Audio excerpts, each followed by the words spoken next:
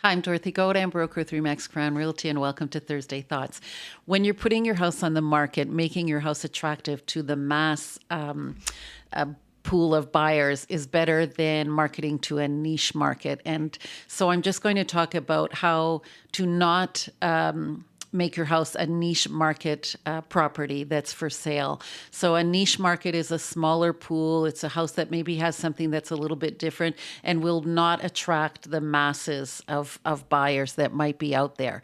So for example, garage conversions. Well, I know while you're living there, you might need extra space. You might have, want a kid's rec room, playroom, or a movie room. And some people will choose to take their attached garage and convert it into living space, which is great while you're living there, but it's not so great when you go to sell. When you go to sell, losing that attached garage is definitely creating a niche market and reducing your pool of buyers. So if you're going to convert your garage into living space, make sure that it's possible when you go to sell to convert it back to an attached garage to attract more buyers. The other thing is when you're merging bedrooms and now you've created above grade only one bedroom. Very often you will see one bedroom on the main floor and then two downstairs, and that definitely creates a smaller pool of buyers because anyone with a family, they want at least two bedrooms on the same level. So we will see houses that have a main floor master bedroom and then upstairs have two bedrooms, and that's great because you've created three bedrooms above grade. What I'm specifically talking about is when you take one bedroom above grade and that's the only bedroom you have above grade. So you do want to make sure that you have at least two bedrooms above grade.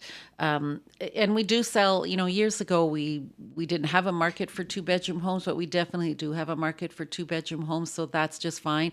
It's just the market for one bedrooms is very, very small. The other thing I would caution people, and I'm seeing this a lot, is that as people get older, they decide they don't want a tub and they're shaking out the bathtubs and just putting in showers. And I just had this conversation yesterday. That's okay if you're in a condo building that caters not to family but caters to older people and retired people, that's okay. But if you just take a residential listing, a family home, and you have two bathrooms and you're taking out a bathtub and just putting in two showers, so now nowhere in the house do you have a bathtub, you're definitely creating a smaller pool of buyers. I can't tell you how many times we've gone to a house and as soon as the people see there's no bathtub and they have, one child or even two children, they're like, no, this is not for us, because now they're looking at, well, the cost of renovating and putting in a bathtub, and they just, they go to a different house. So you want to make sure that, don't take out that bathtub. Make sure you leave one bathtub in if you're thinking about resale down the road.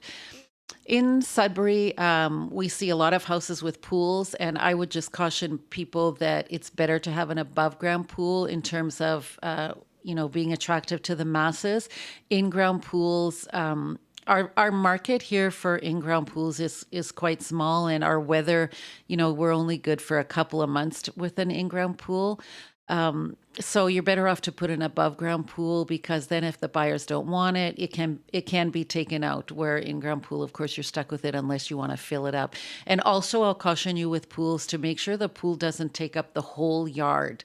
Anytime we see a pool that takes up the whole yard, most people with families will just disregard that home and move on. So make sure when you put your pool in that there's still some yard left for the kids to play and the dogs to roam. One last thing is about slab on grade. So there has been a great market for slab on grade, or houses that just have crawl spaces, so they have no functional basement. And in my experience, the slab on grade, you need a little bit more square footage. Because you need to allow room for storage. And that market is mostly catering to, older people whose children are gone. I would caution you, if you're building a huge house and you're building a two-story, four-bedroom, you're really building a family home, that you really should not go with slab on grade, but you should put in a full basement, because most people who have families and are looking for the four bedrooms and lots of square footage, they do want a basement. So be very careful when you're designing a slab on grade what your desired market is, because that is definitely a niche market and it's a smaller market. One last thing is about smell. Very often, when we go into houses and there's a really strong odor that's not very pleasant, and often it's animal odors, that I'm not going to say that any of these houses are not saleable. They're all saleable, but definitely your pool is going to be a little bit smaller. So do take care of any kind of smell or animal smells that you have in your house. So I hope you find this helpful. As always, you could reach me at Dorothy Godin at remax.net or 705-561-2360. Thanks.